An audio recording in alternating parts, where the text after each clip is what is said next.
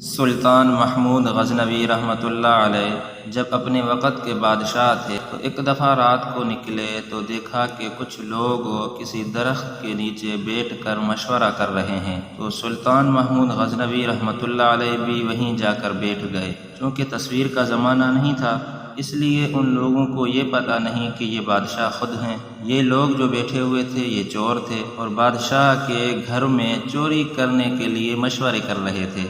تو چوروں کے سردار نے آنے والے بندے سے پوچھا کہ بھائی تم کون ہو؟ سلطان نے جواب دیا کہ میں بھی تمہاری طرح کا ہوں۔ سردار نے سمجھا یہ بھی چور ہے ہماری طرح۔ اس پر سردار نے کہا کہ ہر چور ایسا کوئی کمال اور فن بتائے جو کسی اور کے پاس نہ ہو، ورنہ اسے قتل کر دیا جائے گا، کیونکہ ایسا چور جو چوری کے فن و کمال سے ناواقف ہو وہ چوروں کے لیے باعث عار اور شرمندگی ہے۔ سردار کے سوال کے جواب میں ایک نے کہا کہ میں کتے کی آواز کو سمجھتا ہوں کہ وہ کیا کہہ رہا ہے۔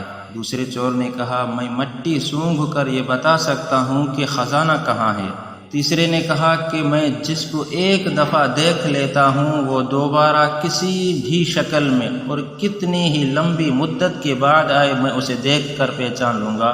بالآخر بادشاہ کی باری آئی تو بادشاہ نے کہا کہ اگر تم سب لوگ پکڑے جاؤ اور جرم کی سزا میں جلاد کے حوالے ہو جاؤ تو اگر میں داڑھی کو ہلا دوں تو تم سب کے سب رہا ہو جاؤ گے۔ یہ سنتے ہی سردار نے کہا کہ اصل چور تو ہے جس کے پاس ایسا کمال اور فن ہے جو کسی اور کے پاس نہیں ہے، اس لیے آپ کو ڈبل حصہ دیا جائے گا۔ بالآخر یہ سارے چور بادشاہ کے گھر میں چوری کے لیے گئے اور کتے کی آواز آئی۔ کتے کی آواز سنتے ہی ایک چور نے اپنا کمال دکھایا اور کہنے لگا کہ یہ کتا کہہ رہا ہے کہ آپ کے ساتھ تو مکان کا مالک بھی ہے، لیکن سردار نے اس کی بات مسترد کر دی کہ یہ بات اس کی صحیح نہیں ہے، یہاں مکان کا مالک کہاں سے آیا، یہاں تو ہم سارے چور ہی ہیں۔ دوسرے چور نے مٹی سونگھ کر خزانے کا پتہ بتایا، خزانہ نکالنے گئے اور سب میں مل کر تقسیم کر لیا۔ حسب وعدہ اسی بندے کو ڈبل حصہ دیا گیا۔ صبح جب بادشاہ نے پولیس بھیج کر تمام چوروں کو گرفتار کر لیا اور خود بادشاہ شاہی تاج پہن کر شاہی کرسی میں جلوہ افروز ہوئے اور اپنی شکل تبدیل کر دی، جب تمام چور دربار میں حاضر ہوئے تو کسی کو بھی یہ اندازہ اور وہم نہ تھا کہ یہ رات والا شخص ہے جو ابھی اسی شاہی کرسی میں جلوہ افروز ہیں۔ لیکن ایک چور بیٹھے بیٹھے کبھی ہنس رہا تھا اور کبھی رو رہا تھا۔ جب اس سے اس کی وجہ پوچھی گئی تو بھائی تو کیوں رو رہا ہے اور کیوں ہنس رہا ہے؟ تو اس چور نے بتایا کہ یہ بادشاہ ہی ہیں جو گزشتہ رات ہمارے ساتھ چوری میں شریک تھے اور یہ کہہ رہے تھے کہ اگر میں داڑھی ہلا دوں تو تم سب کے سب رہا ہو جاؤ گے۔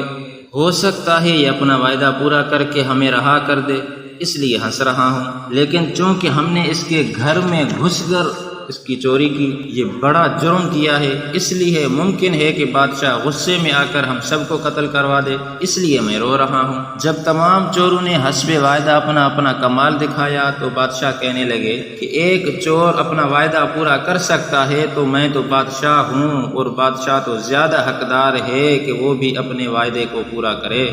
اور پھر بادشاہ سلامت کہنے لگے کہ الکریم اذا وعد وفا، شریف انسان جب بھی وعدہ کرتا ہے تو اس کو پورا کرتا ہے۔ میرے سامعین محترم، یہی حال قیامت کا ہوگا کہ لوگ محشر کے میدان میں اللہ کی رحمت کی طرف نظر کرتے ہوئے کبھی ہنسیں گے اور کبھی اپنے جرائم اور نافرمانی کی طرف دیکھ کر روئیں گے کہ اب ہمارا کیا بنے گا۔